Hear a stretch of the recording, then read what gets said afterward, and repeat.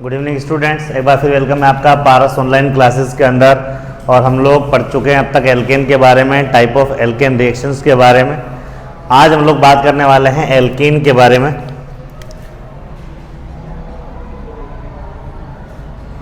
और एल्कीन की इनिशियल बातें हमारे पास में हो गई थी कि एल्कीन में कितने बॉन्ड पाए जाते हैं। कार्बन कार्बन के मध्य बता चुका था मैं।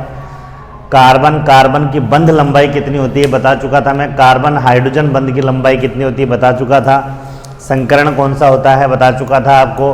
बंध कोण कितना होता है बता चुका था। आज हम लोग बात करेंगे बच्चों एल्कीन के प्रिपरेशन मेथड की। तो हेडिंग लिखिए, preparation method of alkene. Preparation method of alkene, alkene बनाने की विधियां। एल्कीन बनाने की विधियां। आज हम लोग बात कर रहे हैं बच्चों एल्कीन बनाने की विधियों पे बात कर रहे हैं कि कौन कौन सी विधि हैं जिससे हम लोग एल्कीन बना सकते हैं, एल्कीन को फॉर्म कर सकते हैं। और इसमें सबसे पहला आता है और निर्जलीकरण में बच्चों मैंने बताया था, आपको पता है जल कौन निकालता है, सबको मालूम है आपको। जब भी हम लोग निर्जलीकरण कराते हैं तो रिएक्शन करानी पड़ती है बच्चों कंसंट्रेटेड H2SO4 से। रिएक्शन कराते हैं हम लोग सांद्र सल्फ्यूरिक अम्ल से। अगर आप इसकी रिएक्शन कराना चाहें तो P2O5 से भी करा सकते हैं। यही रिएक्शन अगर आप कराना चाहें तो यही रिएक्शन आप लोग करा सकते हैं Al2O3 के साथ भी। यही रिएक्शन करा सकते हैं आप लोग H3PO4 के साथ में भी। मतलब यूँ कह सकते हैं कि निर्जलीकरण के सब रिएजेंट मैं आपको पढ़ा चुका और आपको सबको आता है। जब भी हम लोग निर्जलीकरण कराते हैं जल का अणु निकालते, मैंने कहा था जिस कार्बन पर OH होता है वो तो वो देता है OH और उसके पास वाला कार्बन देता है H। यहाँ से H2 निकलेगा और ये बन जाएगा आपका CH2 डबल बॉन्ड CH2। यह एक बात मैंने आपको बता दी थी, क्या बताई थी? ये बात मैंने आपको बता दी थी इसके अंदर कि अगर टेम्परेचर आपका ज़्यादा होगा 413 केल्विन होगा तो ये ईथर बन जाएगा। इसमें देखिए बच्चों हम लोग बात करें निर्जलीकरण। निर्जलीकरण का मतलब होता है रिमूवल ऑफ वाटर, जल का अणु का निकलना। और जल का अणु निकलेगा तो बताओ क्या होगा बच्चों, जो कार्बन OH देता है वो H नहीं था, उसका पड़ोसी देता है तो बन जाएगा आपका एथीन बन जाएगा।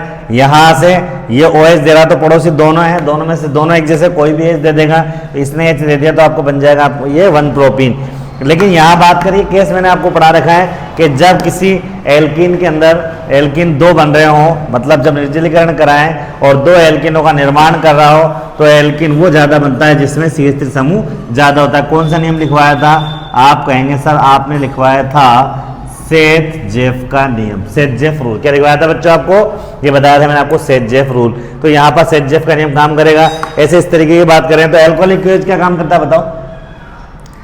एल्कोहलिक क्यूएच क्या काम करता है आपको सर? एल्कोहलिक क्यूएच HX का विलोपन करता है, मतलब HX निकालता है। और इसको हम लोग कहते हैं वी हाइड्रो, वी मतलब निकलना, वी हाइड्रो हेलोजनीकरण। तो मतलब HX मतलब होगा HCl निकल सकता है, HBr निकल सकता है, HI निकल सकता है। इस तरीके से आपके निकल सकते हैं। तो यहाँ पर बात करें और मैंने बताया था जो कार्बन है जिसके पास हेलोजन होगा वो हाइड्रोजन नहीं देगा, उसका पड़ोसी देगा HCl ये देगा बच्चों। ये बन जाएगा आपका CH2 डबल बॉन्ड CH2। अगर ये क्लोरोप्रोपेन के साथ होता तो प्रोपीन बन जाता। यहाँ भी 2 प्रोडक्ट बन सकते हैं, आपको पता है, क्योंकि ये Cl यहाँ पर जुड़ा हुआ तो H ये भी दे सकता है और ये भी दे सकता है। तो मान लीजिए अगर H ये देता है तो हमारे पास में बन जाएगा CH3 CH2 CH double bond CH2 plus इधर से निकल जाएगा तो बन जाएगा CH3 CH double bond CH CH3।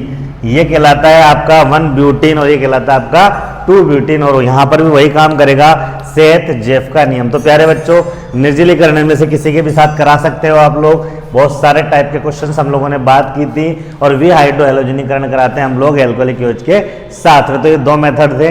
इसका एक बार स्क्रीनशॉट ले लो और उसके बाद में इसको लिख लेना आप लोग। लीजिए फटाफट से स्क्रीनशॉट, 1 मिनट लीजिए, ले लिया? चले आगे, चलिए। इसके बाद हमारे पास में अगला जो प्रिपरेशन मेथड आता है अगली जो चीज आती है इससे हम लोग एल्कीन बना सकते हैं वो आती है बच्चों हमारे पास में, अगला जो मेथड आता है वो आता है हमारे पास में थर्ड, जिसको हम लोग कहते हैं डाई हैलाइड से। डाई हैलाइड्स, अब डाई हैलाइड आप सब जानते हो, जब मैंने आपको क्लासिफिकेशन ऑफ हेलो एल्केन हेलोरिन कराया था तो डाई हैलाइड आपको 3 टाइप के बताए थे, अगर आपको याद हो। पहला बताया था मैंने आपको, फर्स्ट बताया था मैंने आपको vicinal die halide, vicinal die halide. दूसरा बताया था आपको, सेकंड इसमें बताया था मैंने आपको जैम डाई हैलाइड, और तीसरा बता सकते हो आप लोग, तीसरा आपने कहा था बच्चों, हमने पढ़ा था अल्फा ओमेगा या विलगित डाई हैलाइड। ये बताया था बच्चों आपको। विसिनल डाई हैलाइड क्या होते हैं आप मुझे बता देंगे, आप कहेंगे सब जब पास पास वाले कार्बन पर हेलोजन होता है, जब पास पास वाले कार्बन पर हेलोजन होता है तो उसको हम लोग बोलते हैं विसिनल डाई हैलाइड। अब बच्चों विसिनल डाई हैलाइड की अगर मैं रिएक्शन करा दूं जिंक डस्ट के साथ में, जेडेंट डस्ट के साथ में, जिंक डस्ट जिंक चूर्ण के साथ में, जिंक चूर्ण लिख सकता है, जिंक डस्ट लिख सकता है। और जब जिंक डस्ट बताया था तो इसका मैंने बताया था रीजन भाई क्या काम करता है जिंक डस्ट, तो मैंने बताया था ये X2 का विलोपन करता है। जब भी बात करें बच्चों तो जेडेंट डस्ट क्या काम करता है, जेडेंट डस्ट जहां भी आएगा ये -X2 करेगा, मतलब 2 हेलोजन रिमूव करेगा। तो यहां से हमारे पास में ये Br2 निकल गया, ZnBr2 की फॉर्म में -ZnBr2, और यहाँ मेरे पास बन जाएगा CH3CH डबल बॉन्ड CH और मैंने एक बात बताई थी कि जब जब विलोपन अभिक्रिया होती है तो सिंगल बॉन्ड किसमें बदल जाता है, डबल बॉन्ड। और वैसे भी मैं आपको टेक्निकली बता दूं कि दोनों सिग्मा बॉन्ड हैं, तो दोनों सिग्मा बॉन्ड मिलकर के एक पाई बॉन्ड बना लेते हैं। और मैंने आपको बताया था एक सिग्मा बॉन्ड एक पाई बॉन्ड टूटता है तो 2 सिग्मा बंध बनते हैं, और 2 सिग्मा बंध मिलते हैं तो एक पाई बंध बनता है। तो सेम तरीके से ये हो जाएगा। मान लीजिए अगर आपके पास में कंपाउंड है जेम डाई हैलाइड, तो फिर आप क्या करेंगे बच्चों, जेम डाई हैलाइड की कंडीशन में, जेम डाई हैलाइड क्या होते हैं मालूम है आपको, जेम डाई हैलाइड होते हैं जब एक ही कार्बन पर आपके दोनों हेलोजन उपस्थित हो। तो यहां पर मेरे पास में आ गया CH3CHCl2, ठीक है बच्चों। अब हमारा जेम डाई हैलाइड है, अगर हम लोग इसकी बात करें और अब मैं रिएक्शन की बात करूं जिंक डस्ट की, तो मेरी बात सुन लो बच्चों, जेम डाई हैलाइड में जहां पर दोनों हेलोजन जुड़ रहे हो, जहां पर दोनों हेलोजन जुड़ रहे हो वहां से उसको डबल कर देना,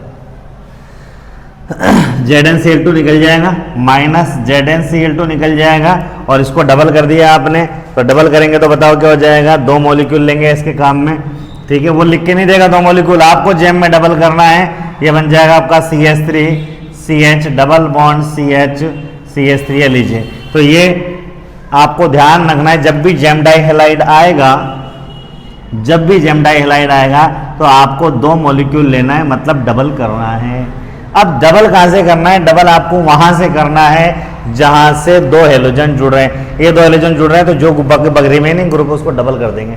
देखिए इसके अंदर एक और तरीका मैं बता देता हूं, एक एग्जांपल और कर सकते हैं, जेम डाई हैलाइड का एक एग्जांपल और कर सकते हैं आप लोग। एक एग्जांपल तो ये हो गया, एक एग्जांपल मान लीजिए ये है आपके पास में CH3 CH2C Cl2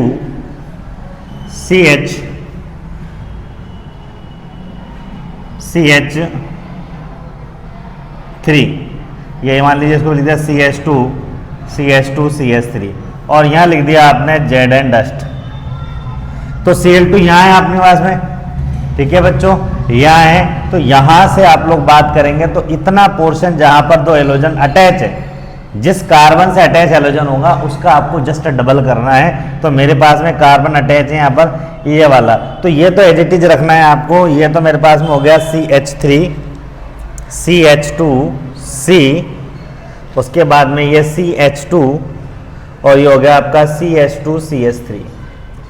ये लीजिए, यहां तक तो सेम करना है। इसका जिस कार्बन से हेलोजन जुड़ रहा है वो ये कार्बन है आपका, इस वाले कार्बन से आपका हेलोजन अटैच है बच्चों, इस वाले कार्बन से।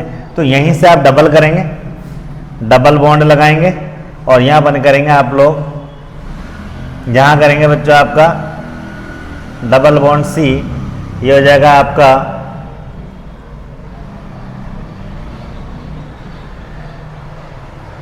CH2 CH3। बोलो, बात समझ में आ गई बच्चों आपको? तो यहां से आपको ये ध्यान रखना है कि जब जहां पर डबल बॉन्ड होगा आपका, जहां पर आपके दोनों हेलोजन होंगे, वहां से ग्रुप को आपको, इस ग्रुप को डबल कर देना है। तो ग्रुप आपका डबल हो जाएगा जब ये कार्बन होगा, इस कार्बन पे है आपका, ठीक है बच्चों। यहाँ कार्बन क्या है आपका, ये 4 वैलेंसी हो गई आपकी, यहाँ 4 वैलेंसी हो जाएगी, इसकी 4 वैलेंसी कर लो तो कितने होगी इसके अंदर 4 हो जाएगी, तो 1 2 3 आ जाएगा आपका। बोलो बच्चों, क्लियर हो गया आपको? तो ये ध्यान रखना है आपको इसके अंदर, यहाँ आपको ये ध्यान रखना है कि आपको 3 कार्बन लेने हैं, 1 2 3, मतलब इन 3 का डबल 6 करना है। तो 3 यहाँ तक हो गए और इसी का 3 नीचे कर दिया तो ये 6 हो जाएंगे आपके। तो कहने का मतलब ये है, जब भी हम लोग रिएक्शन कराएंगे जेम डाइहाइलाइड, वैसे जेट में ये इतने टफ नहीं आएंगे आपके, तो शॉर्ट में आएगा, जो भी आएगा लास्ट में आएगा उसको डबल करना है। लेकिन बाय द वे अगर आपके इस टाइप के क्वेश्चन आ जाते हैं तो जहां जिस कार्बन से हेलोजन जुड़ रहे हैं, जिस कार्बन से हेलोजन जुड़ रहे हैं उस पोर्शन को आपको डबल कर देना है। मतलब इससे जुड़ रहा तो यहीं पे नीचे डबल बॉन्ड लगा करके 3 कार्बन है तो 3 कार्बन नीचे और जोड़ देने हैं। जैसे यहाँ 2 थे तो 2 के 4 हो गए, ऐसा ही ग्रुप मैंने एक और अटैच कर दिया, तो ऐसा ही ग्रुप में एक और यहाँ पर अटैच कर दूंगा। ये ध्यान रखना है आपको बच्चों। बोलो, समझ में आया कि नहीं आपको? तो इस टाइप का एल्कीन भी आप बना सकते हैं, ठीक है। बात समझ में आ गई? जब नंबरिंग करेंगे हम लोग तो नंबरिंग कैसे करेंगे? नंबरिंग ऐसे कर लेंगे 1 2 3 4 5 6 ऐसे कर लेंगे हम लोग नंबरिंग को। बोलो, समझ में आ गया आपको? चले आगे। जेम डाइहाइलाइड के बाद में एक तीसरा डाइहाइलाइड और पढ़ा है आप लोगों ने, और उसको आप लोग कहते हो विलगित डाइहाइलाइड। तीसरा आप लोग कहते हो विलगित डाइहाइलाइड। तो तीसरा हमारे पास में आ गया बच्चों, अरे कोई दिक्कत नहीं है, समझ में आ रहा है आपको? जहां से जो कार्बन पे हेलोजन होगा इतना पोर्शन आपको डबल करना है। डबल करना है इन द सेंस, चाहो तो इसको नीचे लिख दो भाई, चाहो तो इस वाले पोर्शन को नीचे लिख दो फिर डबल कर दो इसके बाद में इसको। अगर ये वाला पोर्शन, जैसे मान लीजिए इस वाले पोर्शन को आपने नीचे लिख दिया तो वैसे डबल कर दो इसकी तरह, ठीक है। मतलब इसको आप ऐसे भी तो लिख सकते हो, इसको आप ऐसे भी तो लिख सकते हो भाई,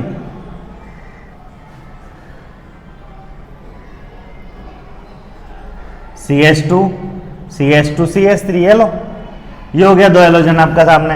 अब क्या करना है, ये इसको डबल कर दो, ये एज इट इज लग जाएगा आपका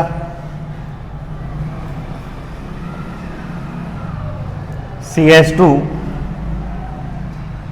CH2 CH3 और ये डबल बॉन्ड हो जाएगा आपका CH, ये होगा आपका CH2 CH3। हेलो, तो यहाँ कितने कार्बन थे आपके? 1 2 3 थे, तो ये भी 3, वही सेम बन गया ना कंपाउंड। तो कैसे भी कर सकते हो आप, डबल करना है आपको, कहने का मतलब ये, ठीक है। चाहे इसको सामने लिख के कर दो, चाहे वैसे लिख के कर दो। ये आपका था CH2 CH2 CH3। तो जिस कार्बन पर हेलोजन उसको डबल करना है। तीसरा क्या बताया था मैंने आपको? अल्फा ओमेगा या विलगित। अगर इस टाइप का डाइहाइलाइड आ जाए और फिर आपको कराना पड़े इसका वी हैलोजनीकरण, जिंक डस्ट से रिएक्शन हो जाए। मान लीजिए मैंने पहले लिया यहां पर, यहां लिया बच्चों CH3 CH2 CH CH2 CH2 Cl। मैंने क्या बताया था? Alpha omega. मैंने आपको बताया था अल्फा ओमेगा जब कॉर्नर ऑफ द कार्बन, जब कार्बन श्रृंखला के कोने पर हेलोजन पाया जाता है तो उसको हम लोग बोलते हैं बच्चों विलगित डाइहाइलाइड। अब इसकी रिएक्शन करा रहा हूं मैं जिंक डस्ट के साथ में, Zn डस्ट। अब जैसे ही मान लीजिए हमारे पास में ये हेलोजन निकलेगा तो ये साइक्लिक कंपाउंड बन जाएगा और ये बन जाएगा आपका CH2 CH2 CH2 और ये, तो ये कहलाएगा आपका साइक्लोप्रोपेन। क्या कहलाएगा बच्चों? ये कहलाएगा आपका साइक्लोप्रोपेन कहलाएगा। क्या कहलाएगा बच्चों? ये साइक्लोप्रोपेन कहलाएगा। और मान लीजिए हम लोग बात करें इसके अंदर लेकिन कॉर्नर पे होना चाहिए, ठीक है, corner of the carbon chain. जैसे इसी तरीके से मान लीजिए एक कंपाउंड और लिख दिया मैंने, इसको हटा रहा हूं मैं। मान लीजिए मैं इसकी बात कर रहा हूं बच्चों, मेरे पास में कंपाउंड हुआ ये, कंपाउंड है मेरे पास में ये CH2 Cl CH2 CH2 CH2 CH2 Cl, इसको बोल सकते हैं हम लोग 1,6 डाइक्लोरो हेक्सेन, यही तो है। और ये था 1,13 डाइक्लोरोप्रोपेन। अब इसके अगर आप लोग रिएक्शन कराते हो जिंक डस्ट के साथ में, Zn डस्ट के साथ में, तो कितने कार्बन नजर आ रहे हैं आपको? होगा सब 6, 1 2 3 4 5 6, तो 6 कार्बन वाला आप लोग एल्केन बना दीजिए, साइक्लोएल्केन। ये बन जाएगा आपका साइक्लोएल्केन, साइक्लो हेक्सेन बन जाएगा आपका। बेंजीन नहीं है, ध्यान रखना है। बेंजीन तो क्या होता है, जब डबल बॉन्ड होते हैं इसके अंदर, तो बेंजीन नहीं बनाना, साइक्लोएल्केन बनाना है, ध्यान रखना है आपको, ठीक है। तो ध्यान रखना है कि अगर हमारे पास में विसिनल होगा, विसिनल डाइहेलाइड होगा हमारे पास में, तो सिंपल आपको दोनों हेलोजन साथ में से निकालने हैं, पड़ोसी से डबल बॉन्ड लगाना है। जेम होगा तो जेम में आपको क्या करना है, जहां पर दोनों हेलोजन होगा, अगर वो कॉर्नर पे है तो जो ग्रुप जिस ग्रुप से जुड़ा हो उसका ट्वाइस करना है, डबल करना है, डबल बॉन्ड लगा करके आपको, ठीक है। अगर कार्बन है तो कार्बन की वैलेंसी पूरी कर देनी है। इसके बाद में फिर मैंने बताया अल्फा ओमेगा, तो अल्फा ओमेगा जब लोग जिंक डस्ट से रिएक्शन करता है, अल्फा ओमेगा डाइहेलाइड जब जिंक डस्ट से रिएक्शन करेगा तो आपको बनाना है साइक्लोहेक्सेन, साइक्लोएल्केन बनाना है। समझ में आ गया? क्योंकि दोनों कॉर्नर को आपको जोड़ देना, ये दोनों कॉर्नर आपस में जुड़ जाएंगे और वो साइक्लोहेक्सेन बन जाएगा। बात समझ में आ गई आपको? चलें आगे। विसिनल की क्या रिएक्शन है याद होना चाहिए। विसिनल में सिंपल जितने कार्बन है उतने ही रहेंगे, जितने कार्बन उतने ही रहेंगे, दोनों हेलोजन हटेंगे और डबल बॉन्ड आ जाएगा। जेम में क्या होगा, जहां पर जिस कार्बन पर हेलोजन जुड़ रहा है उस वाले ग्रुप को एज इट इज डबल कर देंगे। इससे जुड़ रहा है तो CH3 का डबल कर दिया, डबल बॉन्ड लगा करके। और अल्फा ओमेगा में क्या करना है आपको, साइक्लोएल्केन बनाना है। जितने कार्बन आपके रिएक्शन में होंगे उत्पाद में उतने ही कार्बन का साइक्लो कंपाउंड आपको बना देना है, साइक्लोएल्केन आपको बना देना है। उम्मीद है बात समझ में आ गई होगी आपको। उसके बाद बच्चों आगे चलते हैं हम लोग। उसके बाद नेक्स्ट आता है बच्चों, ये इंपॉर्टेंट है, नोट कर लेना, ये इंपॉर्टेंट है बच्चों, आता है एल्काइन से। तो बच्चों एल्काइन की सिंपल सी कोई रिएक्शन इस तरीके से आ जाए और उसका अपचयन आपसे वो करवा ले। एल्काइन आ जाए और एल्काइन अगर आपसे वो अपचयन करवाता है बाय द वे किसी रिएक्शन में, तो अपचयन दो टाइप के हो सकते हैं। एक तो सोडियम ऑब्लिक द्रव अमोनिया के साथ में होता है, ये ध्यान रखना है। और दूसरा अपचयन जो होता है बच्चों वो होता है आपका PD/CaCO3, साथ में होता है इसके अंदर क्विनोलिन, PD/CaCO3, ठीक है, और ये होता है क्विनोलिन। ये कई बार नाम भी पूछ लेता है इसका। इस पूरे कंपाउंड का नाम है लिंडलार उत्प्रेरक, लिंडलार कैटलिस्ट नाम है यार, ध्यान रखेंगे बच्चों, ठीक है। तो फॉर्मूला PD/CaCO3 अगर आपके पास में है, अगर PD और CaCO3 है बच्चों, तो इसको हम लोग बोलते हैं लिंडलार उत्प्रेरक। इसकी रिएक्शन कराते हैं तो दो हाइड्रोजन चिपकाने हैं आपको, दो हाइड्रोजन से रिएक्शन होगी। यहां पर जब बात करेंगे हम लोग तो यहां बनेगा हमारे पास में RCH डबल बॉन्ड CHR, यहां बनेगा RCH डबल बॉन्ड CHR। आपको ऊर्जा में फर्क क्या है, दोनों तो एक जैसे ही है बच्चों। ये जो बनता है ये बनता है ट्रांस, जिसको बोलते हैं विपक्ष, और ये बनता है बच्चों सिस, जिसको आप लोग बोलते हैं समपक्ष। अब ऊर्जा ये क्या चीज होती है समपक्ष विपक्ष, मैंने आपको आइसोमेरिज्म में बताया था, फिर भी शॉर्ट में मैं आपको बता देता हूँ। समपक्ष विपक्ष को ये जो डबल बॉन्ड है इसको तो कार्बन के बीच में लगा दो, दो वैलेंस इधर दो वैलेंस इधर, ये लीजिए। जब समान ग्रुप समान डायरेक्शन में होते हैं, सेम ग्रुप सेम डायरेक्शन में होते हैं, तो उसको बोलते हैं हम लोग सिस। ये ट्रांस है तो तो आर यहाँ लगा दो और एच यहाँ लगा दो। मतलब कहने का मतलब ये है कि एक आर दूसरे आर का अपोजिट डायरेक्शन में होगा तो ये ट्रांस है।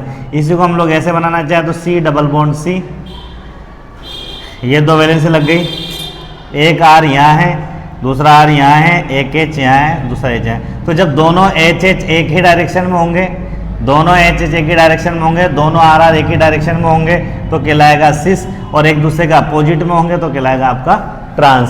तो सिस और ट्रांस का ध्यान रखना है। तो ऑप्शन में यही आ जाएगा आपका। मान लीजिए यहाँ पर आर की जगह आपका CH3 होता, इस आर की जगह, तो ये आपका टू ब्यूटाइन है आपका।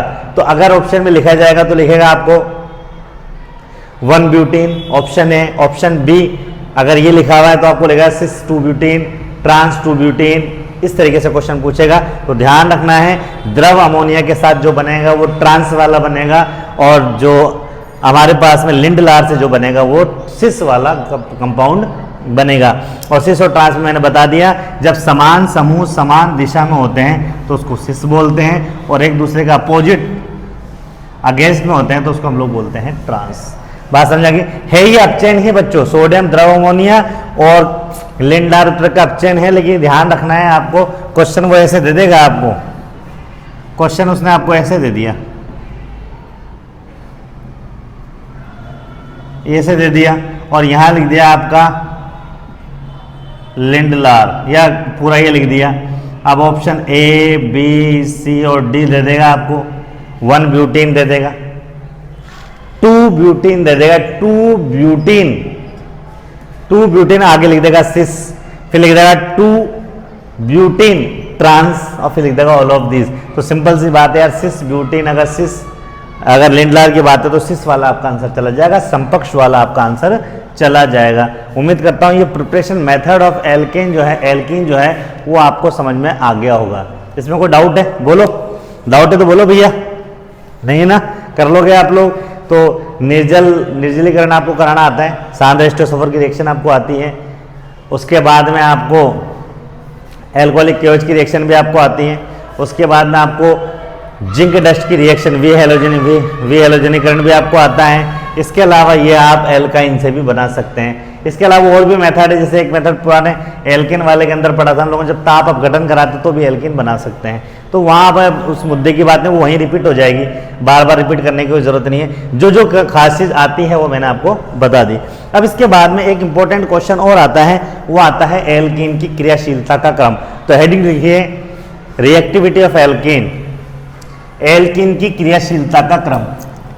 हेडिंग लिखेंगे बच्चों, एल्कीन की क्रियाशीलता का क्रम।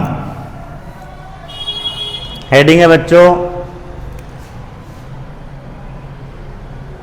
एल्कीन की क्रियाशीलता का क्रम। हेडिंग लिख देंगे, एल्कीन की क्रियाशीलता का क्रम। और एल्कीन की क्रियाशीलता के क्रम की बात करें बच्चों, एल्कीन के क्रियाशीलता के क्रम की बात करें, इसके रिएक्टिविटी ऑर्डर की बात करें, ये लीजिए। तो अगर क्रम की बात करें तो यूं कह सकते हैं, जितने ज़्यादा मिथाइल ग्रुप होंगे स्टेबिलिटी उतनी ज़्यादा हो जाएगी। यहाँ बात कर रहे हैं बच्चों, यहाँ पर हमारे पास में, अरे इसको एम को हटा के CH3 लगा सकते हो यार, ये हो जाएगा आपका। इसकी बात कर रहे हैं, यहाँ पर CH3 हो जाएंगे 2, यहाँ एक CH3 हो जाएगा, Me का मतलब CH3। तो कहने का मतलब ये है, जैसे जैसे CH3 संख्या ग्रुप की संख्या बढ़ती चली जाएगी उसकी क्रियाशीलता बढ़ती चली जाएगी due to the presence of plus I group. तो ये ध्यान रखना है, एग्जाम में अगर वो रिएक्टिविटी ऑर्डर देता है और 4 ऑप्शन वो आपको देता है तो ध्यान रखना है, जिसमें जितने ज़्यादा मिथाइल ग्रुप होंगे, जिसमें जितने ज़्यादा Me ग्रुप होंगे, वो उतना ज़्यादा रिएक्टिव होगा, वो उतना ज़्यादा बच्चों क्या होगा, क्रियाशील होगा। याद रहेगा बच्चों। इसके अलावा अगर हम लोग बात करें कि भैया जो हमारा एल्कीन है वो कौन कौन सी रिएक्शन देता है, तो देखो बच्चों, वैसे तो मैं इसका शॉर्टकट एक लिखवाऊंगा, यहाँ एक लॉन्ग कट लिख लो कि भाई रिएक्शन की बात करें तो एक तो योगात्मक अभिक्रियाएं एल्कीन दर्शाता है, योगात्मक अभिक्रिया एल्कीन के अंदर होती है, प्रतिस्थापन अभिक्रिया भी एल्कीन के अंदर हो सकती है। इसके अलावा समावयवीकरण इसमें हो सकता है। इसके अलावा इसके अंदर बहुलीकरण हो सकता है। इसके अलावा लास्ट इसके अंदर ऑक्सीकरण भी हो सकता है। तो कुछ रिएक्शंस है, मेन तो आपको जो याद करना वो योगात्मक अभिक्रिया दर्शाते हैं। अगर सारे ऑप्शन में हो तो योगात्मक सबसे ऊपर है, तो एल्कीन जिसमें भी डबल बॉन्ड ट्रिपल बॉन्ड होता है तो योगात्मक अभिक्रिया वो ज़्यादा दर्शाते हैं। बात समझ में आ गई बच्चों? तो ये था स्टेबिलिटी ऑर्डर। अगर आपसे एल्कीन के स्थायित्व का क्वेश्चन कोई पूछता है तो चेक कर लेना, जितने ज़्यादा CH3 होंगे उतनी ज़्यादा स्थायित्व उसके अंदर होगा। अगले लेक्चर में मिलेंगे बच्चों, जिसके अंदर हम लोग बात करेंगे एल्काइन के बारे में, एल्काइन के बनाने की विधि के बारे में, एल्काइन के बनाने की विधि के बारे में, उसके बाद में उसके खास खास क्वेश्चन जो आते हैं एग्जाम में उसके बारे में बात करेंगे और फिर उसकी क्वेश्चन की प्रैक्टिस करेंगे। तो अगले लेक्चर में उम्मीद करता हूं मैं कि अपने अगले लेक्चर के अंदर हाइड्रोकार्बन वाला टॉपिक हम लोग पूरा कर लेंगे। फिर मिलेंगे अगली क्लास बच्चों। जुड़ते रहिए, जोड़ते रहिए पारस के साथ। मिलते हैं अगली क्लास में, तब तक के लिए धन्यवाद।